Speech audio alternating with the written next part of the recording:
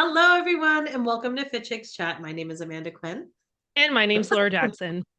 And sorry, I'm just getting over a cold right now. So I apologize if I have like any coughing fits or anything like that. I will try to mute myself and try to make it through without it. But it is the beginning of January. It is the start of the year. And that means that there is a lot of conversation around health and fitness and resolutions and goals, and especially weight loss, because weight loss, as we know, is the number one New Year's resolution that people place. And so we thought it would be really cool to talk today about something that is really interesting for us. It's about, what we used to believe when it came to weight loss and how we believe that weight loss was just tied to fitness and nutrition. So this is our confession. So everybody, we have a confession to make. We used to believe 100% that all we really needed was fitness and nutrition. And so what we're going to do today is really kind of share our own stories, our own backgrounds of what we used to believe, and then what changed and what shifted it, and then what we need to be doing and thinking about instead. And I think that this is just a really fun conversation because we just get to confess. We get to confess to everyone what, after 17 years of being in this industry, what we believe to be true, and even what we believed to be true when we first started coaching.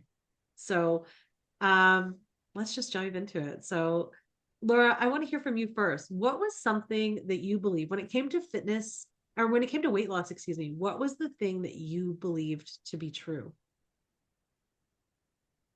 Well, I just want to say before I get into that, I think that this is such an important conversation to have because I feel like even though with like all of the strides that we've taken when it comes to, understanding health and our bodies and all of this, I still think that there's this part of so many like women out there when New Year's hits, it's like this insane feeling like I have to lose weight.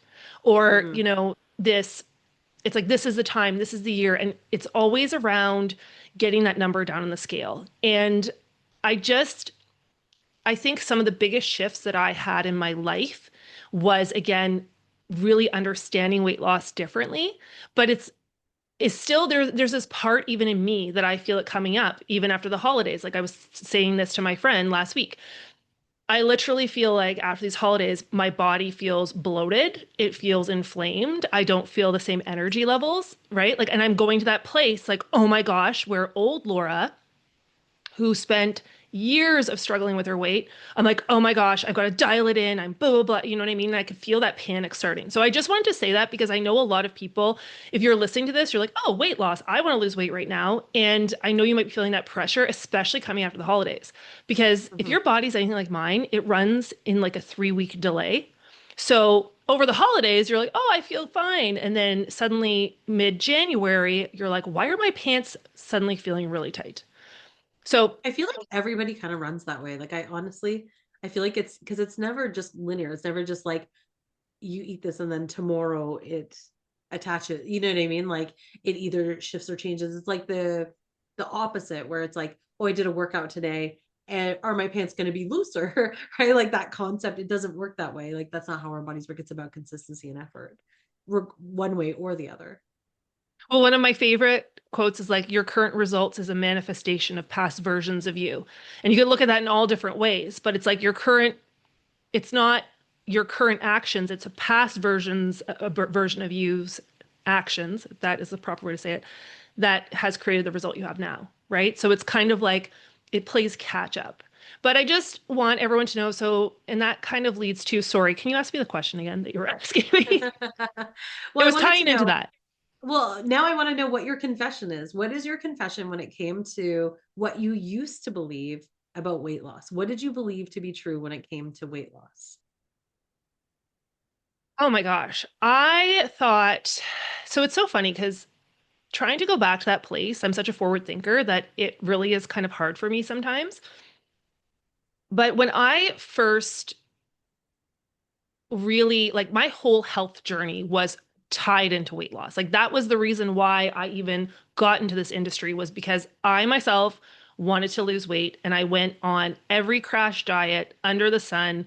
You name it, I have tried it. The carb lovers diet, the paleo diet, the Atkins diet, the cabbage soup diet, the Susan Powder fat makes you fat, the I don't even know. Like you literally named the diet. I have tried it. And which again, now is a blessing in disguise because if I didn't have that struggle, I wouldn't be where I am now and have Fit Chicks and be doing what I'm doing, which I feel like is my purpose and my calling. So, but I just totally thought that weight loss was all around finding the magic diet and then having the discipline to do it.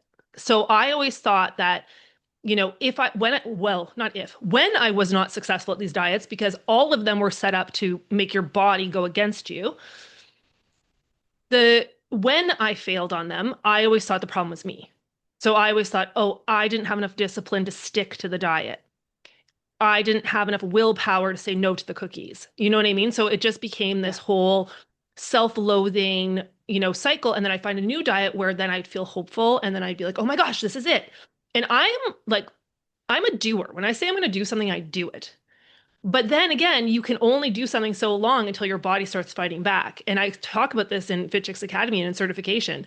It's like when your body is fighting back, it's like literally you're trying to fight off a dragon with like a needle. You know what I mean? It's so intense, the cravings, and because your body is just trying to get into balance. It's like, wait a second, I'm not getting enough nutrition. I'm not getting enough of the foods that I need. So it just starts to act out. And that could be in the sense of cravings, it could be in mood swings, it could be in low energy, it could be in any different types of weight gain, right? Like our bodies are very, very smart. So for me, that was one of the things I believed for such a long time was it was just about finding the right diet. And the second part was that I was the problem when it didn't work. Right. I mean, that's so relatable though, because I think so many people feel that way. So many people feel like it's me, I'm the problem, right? Like I'm the one who can't do the thing. It's laid out for me. Other people are getting results. Why can't I get that same result? It's got to be me. I'm the issue.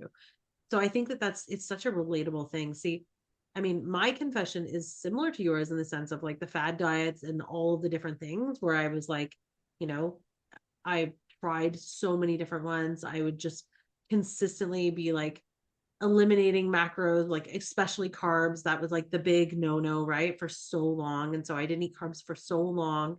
And I just remember that feeling of like my body, like when you said like your body's fighting back and it's like lacking nutrition. I remember I was eating such poor like nutrition because I was like no carbs, but also just like an apple and chicken broth, like terrible, like disordered patterns of eating. Or the And I sugar-free gummies. remember, yeah, and sugar-free gummies, totally. And then just like not feeling well for 2 days after. But I remember feeling so hungry, but not in my like stomach, like not like, oh, I have hunger pains in my stomach, like that feeling, but like my actual body felt starving. Like I remember that feeling of like I just felt like because I knew that I was lacking so much at that time. But I think with my confession too, my thing is I believed so strongly in trying to like outwork a bad diet. Do you know what I mean? Like I believe Mm. so strongly in the fitness side being so important that it would be like I would work out twice a day and I would go to, I'm really into yoga and things like that. I would do like back to back yoga classes, like power yoga classes or all these things and like go walk for an hour to get to a yoga class, to do the class, to then walk back and then do a workout and do all these things. And I was like, I was so obsessed. I also had a lot more time on my hands back then. But Yeah. Could you but what I'm imagine doing saying, that now? Oh my gosh. no, Not that I would I want to know. do it for weight loss, but that just sounds amazing to me to go for an hour walk, then do a yoga class, and get to come home. You know what I mean? Like, I know. No, I know. It's so crazy. Like when I think about time now, I'm like, whoa, I used to spend like some days, it was like 4 hours of a day working out, like some sort of training style, whether it's like a power walk to a yoga class. But like that was my belief. My belief was that if I just worked out enough and then if I just ate like no carbs, then I would be super happy and I would be super fit. And like, I'll be honest, like I was really lean back then and like I was very thin, but I also it wasn't sustainable, clearly, and it Yeah. wasn't something that made sense for me. Like for the rest of my life, there's no way, like I said, can I imagine? I can barely find like 40 minutes to do a workout today. You know what I mean? Like where I'm like, oh my God, like it's like a challenge consistently to try to figure out scheduling unless I plan it in advance. But that's my confession, is really like, yeah, I did the fad diets. I did all the things. I restricted a lot of carbs for a long time. And then I tried to just work out as much as I could. I remember when I had, this is back in the day, but I remember when I was like super strict with my carb intake and everything. And I used to go to the gym twice a day. I used to go in the morning for strength training, and then I'd go in the afternoon for cardio for an hour. And I did that every single day for so long. And I was just Ugh. like, oh, when I think back to that now, I'm like, man, like no wonder I felt just so depleted.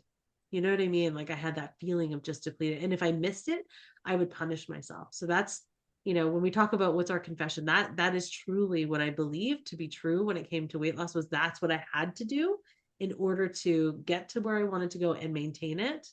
But so now that we know like our confessions, what was your wake up call? Because that's the thing that like, we want to know, like, what is the moment that you were like, oh my gosh, like, did you have like a specific moment that kind of was like, it dawned on you, you're like, this is just not working, or this just isn't worth it? Well, yeah, it was like a multiple things. So, I mean, it even leads into the story of Fit Chicks, right? Like there was I also was struggling with an eating disorder. So that is like a whole other ball game, right? So I was dealing with bulimia where I would binge and purge, if anyone doesn't know what that is. So, but that is tied very into emotional mental health, right? So it's a way, and everyone's different for whatever behaviors they show up. But for me, it was like I couldn't handle my feelings. So I would physically binge eat to push the feelings down, like actually physically, I could feel the feelings coming up and it would like push them down. And then you feel this guilt and shame cycle, and then you don't want to gain weight, and then you end up throwing up or using laxatives or whatever it is. And it's just this self-loathing. You're like, I'm never going to do that again. And then it happens again. And then you keep in this cycle. And it was a way of dealing with anxiety. And I knew because I also, this is one of the things, again, I'm talking now from 46-year-old Laura. Whereas I'm talking about 28-year-old Laura or 26-year-old Laura or 24-year-old, Yeah. like this was, you know what I mean? Like this is it's so fascinating to me because I feel like I've lived like five different lives. I've been like Yeah. five different people. So when I'm talking about her and thinking back, it's such a different life. Like I was in the corporate world, I was young, I was putting so much pressure on myself to look a certain way, be a certain way, thinking I had to have a certain job. And then on top of that, going out 5 nights a week, drinking, like external validation, no self-love, like all of that stuff was playing into it. So that was my coping mechanism. So for me, and the thing that's interesting too, is when it comes to eating disorders, especially bulimia, most of the time people who are dealing with bulimia are actually slightly overweight, if not overweight, because you consume, and again, we talk about this in certification, when you're consuming calories, especially highly refined processed carbohydrates, you start processing those calories immediately. So by the time you actually purge, you already have started to absorb a lot of those calories. And someone who's doing a binge, you can eat anywhere from like 5,000, 10,000 calories, like because the food is so it's easy to eat a ton of it, right? There's no fiber in it, there's no protein in it. It just is like in the system and hits your bloodstream like crazy. So for me, I think it was, real like it was not even to do with the weight. It was that I didn't want to be like that anymore. Like I was just so tired of, and I had talked to doctors about potentially going on anti-anxiety medications and like all of these different things. And I was like, I just need another outlet. And that's when really starting to use fitness. And even then, I was still struggling so much internally. Like it wasn't like, oh, I just found fitness and then that stopped. There was such an emotional and mindset and like, because the majority of people who have like, I don't want to say the majority of people who have, how do I word this? Like if you have an emotional tie to food, if you can't just follow the plan, there's either two things that are happening. Number one, it's a bad plan and it's not for you and your body type, or not for, and again, I'm talking about 24-year-old Laura who is not perimenopausal. So even now, what I need changed, right? So back then I could do a lot more stuff to my body and bounce back. But the plan is not for you, or you are not following the plan for a specific reason. And a lot of that has to do with identity, right? So the identity that you think you are. So for me, even though I wanted to be this like fit and healthy person and look a certain way, my identity, what I believed about myself to be true, was that I was someone who struggled with my weight. I was overweight. I was unhealthy. I was all of these things. So the I am statement is one of the most important statements that you will say about yourself, right? Like, I am a bad mom. I am a blah, blah, blah. Like, we all have to catch ourselves, because really identity is just a story you tell yourself about yourself. It's not the truth, but we will say it like, I am this. So for me, here I am trying to live a life day to day of somebody who is self-loving and fit and nourishes her body and does all this stuff. But my core identity is still someone who hates herself and all that stuff. So this led into my big aha, but which didn't happen overnight. It was like we started Fit Chicks, then I did a fitness competition, which was insane. So for 12 weeks, I worked out 4 hours a day. I restricted my calories. I ate like so little. A coach gave me like under 1,000 calories for my body. I'm 5'10". And for 3 months, I did it. And, going back to the other version of myself, because that belief was still in my mind around discipline. If I could just be more disciplined, then I get to my result. So I proved to myself I could be disciplined. For 3 months, I didn't sway from that plan. And I was a size 2. I'm 5'10". My body likes to be around like a 6'8". I was a 2. Like, and that was like my husband now, my boyfriend at the time, he was like, Laura, you are literally like skin and bones and muscle. So, but then of course, because I went to such extremes, my body bounced back. But that was still part of my process. So I don't judge any of it. I don't wish I didn't do it. I'm actually happy I did it, because I learned. It's like, sorry, I'm all over the place, but I was watching a podcast the other day and it was saying, no one can understand what you truly want until you get the thing you think you want. So, like, for example, some people think that losing 50 pounds will make them happy. Then they lose the 50 pounds and they're like, actually, that wasn't the thing that's going to make me happy, because you create happiness within yourself, right? Or like, I think if I get to $1 million business, I'm going to be happy. But the only way to know, so then people get mad at the person who's climbed the hill, got to the top of the hill and looked down and said, this is not actually the holy grail or the be all end all. And then, then everyone's like, yeah, easy for you to say because you did it. So like, there's certain things you have to do to know that you're like, that was not the way. Right. So for me, I've been a size 2. I've been a size like 16, 18. And both places, I did not find the happiness. And I also did not find the health. And that was the thing for me that I was so happy I had both those experiences, because I truly know this in my core. And when I teach this stuff, like, I know what it's like to binge and do, like, not do anything you say you're going to do, then do all the things you say you're going to do, and still hate yourself and still feel like you're someone who struggles and still recreate the same result over and over again. So for me, the big aha was after going through all of that and really learning. I just was tired. I was like, forget all this. I just want to learn how the body actually works. Because there's Right. grains of truth in all of the information that's out there, but as people, we also like to take it to extremes. So, like, for example, eat more protein. But then some people are like, they're eating a 60-ounce steak, thinking, okay, well, more is more is more. You know what I mean? Like, there is things that, Yeah. but we like to take it to and marketing loves to help that. So for me, this is my really long story of that. Really, that led me to become a holistic nutritionist, really learn about how the body works, and not just about the nutrition part of it, not about calories, but about inflammation, about the mindset connection, about the identity pieces, about things like gut health that all tie into it, hormones. Weight loss is a hormonal game.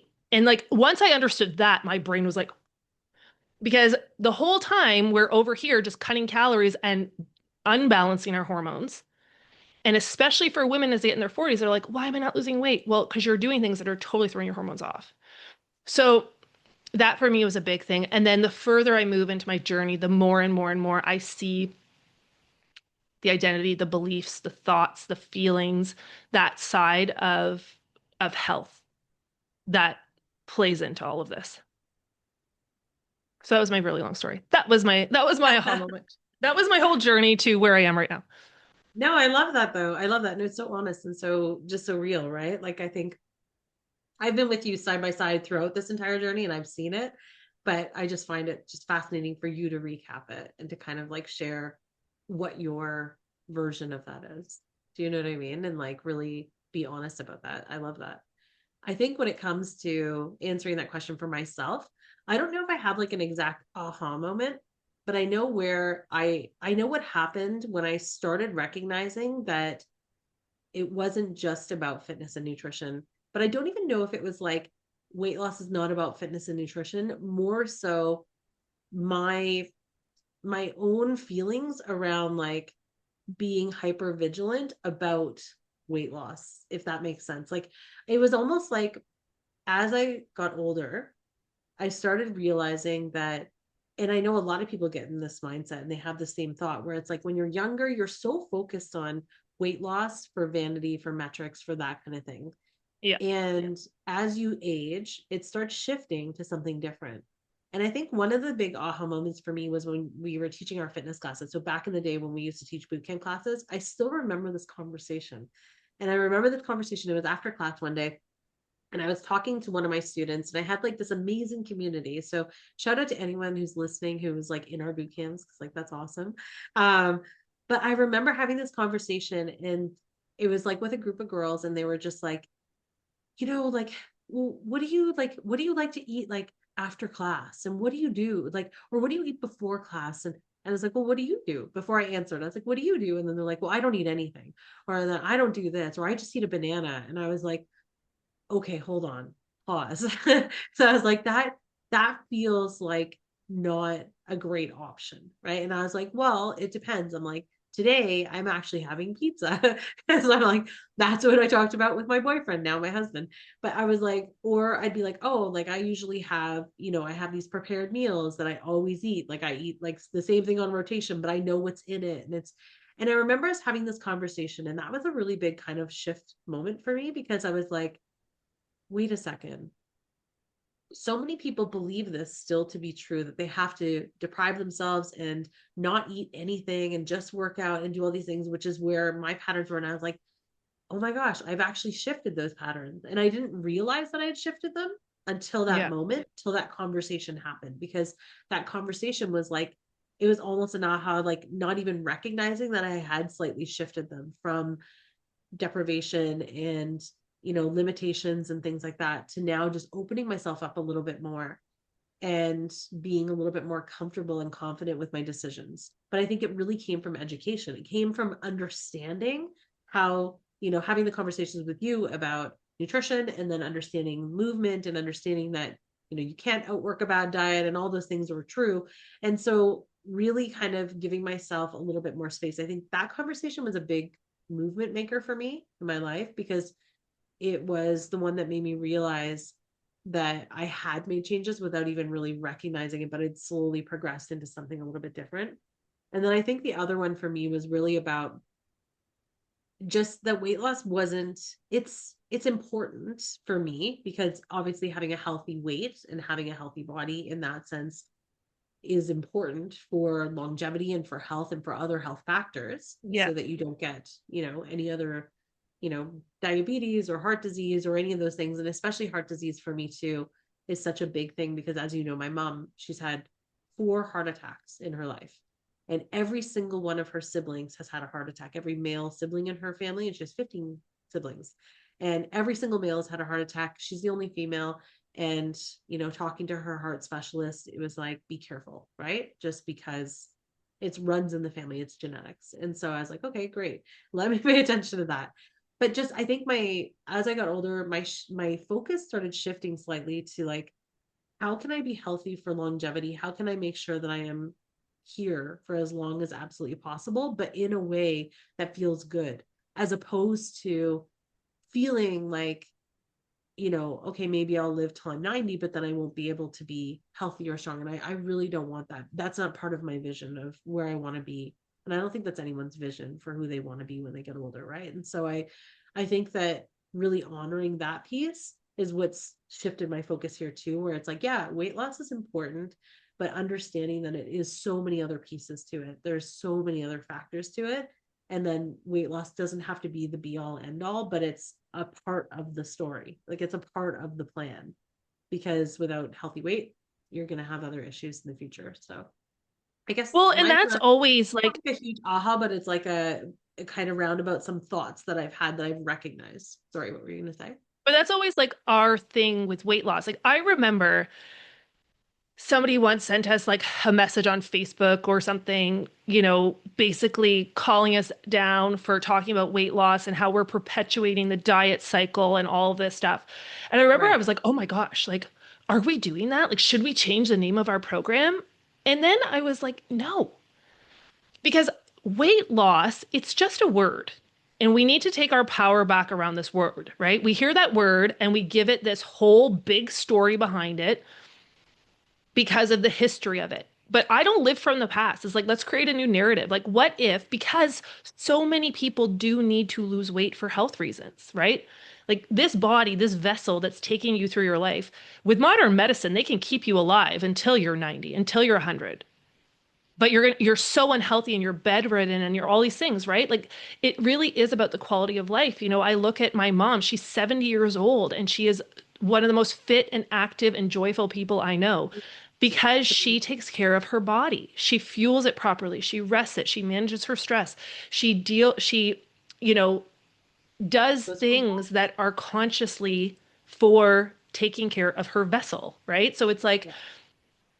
I just feel like for me, when I heard that, I was like, no, because weight loss to me now is a neutral word. Yeah. Because the thing is, it's like what you learn in our certification. And I always say this, weight loss is a byproduct of a body being in balance. Hmm. We all have a different set point that our body wants to be at, right? And some people, it might be a little bit higher than the BMI or, and that again is just a measurable, like your body mass index. That's just a measurable against potential health outcomes. Like that's how our countries determine. They're like, oh, you have a BMI. Don't put any emotional weight to it, guys. I used to put a lot of emotional weight to it too. But it's like if you have a certain BMI and you're in the obese category, but you might be somebody who carries more muscle. You might be somebody who has, you are naturally thicker. Like, and your body has a set point that it likes to be at. And I know for myself, like I've seen it when I am above my set point. Even if you look at I look bloated, I look uncomfortable, I do not look. Whereas, same thing when I'm underweight, I look frail, I look skinny, I look. So we all have this place that ideally our body wants to stay around. And it might be a little bit higher than maybe you think you want to be, but it's like easy to kind of stay there. But that Hmm. is really what, weight loss is a byproduct of that. So when you are doing all these other things and taking care of your body will find where it wants to be. And your body will release excess weight. And your body will not hold on to things. And I tell our students all the time, our body, because I see the way I think about things, it's separate, right? Like our mind and our body. So I'm like, our mind has the ability to make our mouth make words, and that's how we communicate how we feel, right? So we can put words to what we're thinking, what we're feeling. But our body has no way to say, "Hey, our insulin is getting resistant here." Right? So what does it do? It starts to show you symptoms, and symptoms is the language of your body. So think about when you eat something you're allergic to and you break out in a rash. That's your body saying to you, "Hey, Laura, you just ate something that we don't like."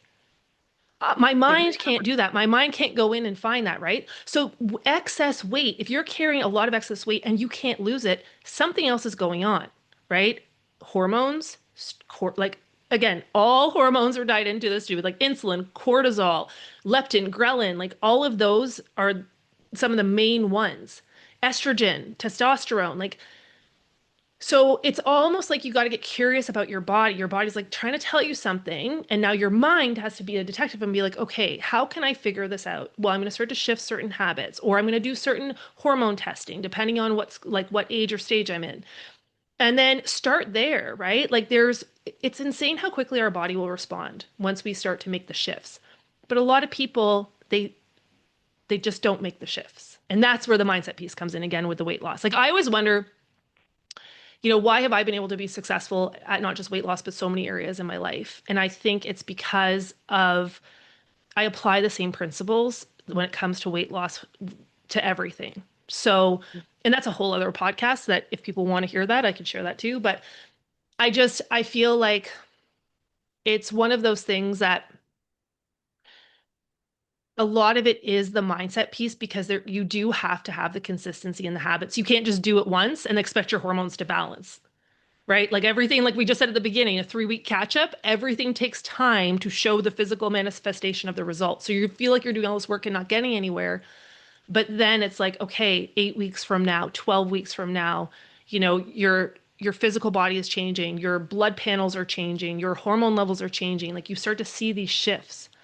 And that's when Mhm. you're like, oh, wow, this is working. And then you feel the momentum. So for me, yeah, it's just been this like, I think that's what everyone's journey really is. It's like a lifelong journey to find yourself again and to learn how to love yourself, like truly. Because we try to love other people and do all these other things, but really it all boils down to you. Like you can't, like we all have our own experience. You don't make other people happy. You don't make other people feel loved. They have thoughts of love when you love them. So it's like you have to love yourself. You have to work on yourself. You have to take care of yourself. We say this so much at Fit Chicks Academy, like your health is not your fault. There's things that like you have a history of heart disease, right? That will make you more predisposed to potential heart issues. However, that doesn't mean that has to be your outcome. And Completely. that for me is like, it's your health is not your fault, but it is your responsibility. You have to be involved in doing the best you can with what you have to make the changes and to be consistent, you know what I mean, to take care of your body. Yeah. And No, it's such a good point because I think even the conversation with the heart surgeon, that was the conversation was, well, what are you doing? Knowing that your family had a history of this, what are you doing to prevent it? And said, I work out 4 to 6 days a week. Um, I try to eat as clean as possible, like clean meaning like healthier versions of, I don't eat a lot of like fatty foods, fried foods, that kind of thing. And like it was a conversation and it was just like, that's all you can do. Keep doing that. Right. And that I remember the conversation. It was in the hospital room when my mom was still under, and it was just like, that is what you need to do because you need to make sure that you're doing everything possible to try to stay away from that path. And I made that conscious decision in that moment in that hospital room. I was like, my mom was very young. She was like 53 when she had her first quadruple yeah, bypass. that's so young. Totally. I'm 46. And like, I'm like, that's crazy, like I don't want any of that. I don't want any of that smoke. None of it in my life. You're like, no, Like, thank you. But no. yeah, it definitely is. And I mean, this is one of the reasons why, and we're not making the big spoiler announcement yet. But one No. of the things we've been talking about internally as we've been going through like our vision and our goals for our company and not just for 2026, but like beyond, we want to also create a space where not just coaching coaches, where we're going back to coaching women. And that any woman who doesn't want to become a coach can start to learn how to coach herself. Because that for me, I think, and I get goosebumps talking about it, is that is the calling that lights me, like my purpose, what I want to leave to the world, what I can offer to the world to make it a healthier, better place is to get this information, and not even just the information, but like the application, like the transformation, creating a space where women are excited to implement these changes. And it's not just like, wah, I'm gonna reduce my blood sugar levels. You know what I mean? Like that for me is so boring, which is why like we focus so much on the practical tools because it's what you do day to day that's going to have the impact, but you also have to understand why you're not doing those things. So it goes hand in hand. And Mhm. that's why we are going to be launching something really cool coming up soon. So there's going to be more Yeah. information. So if you are listening to this podcast because you just want to coach yourself, then stay tuned for that. And if you're listening to this podcast or watching this video because you're a coach and you want to learn more for coaching, then definitely make sure to what's the link for it? We are hosting. What's our link for Weight Loss Decoded? Definitely It's, check out our upcoming event. I'm hosting we'll it put it in the show live. notes. Yeah. In the show notes, the link will be there, but it's becomeaholisticnutritioncoach.com /weight loss decoded.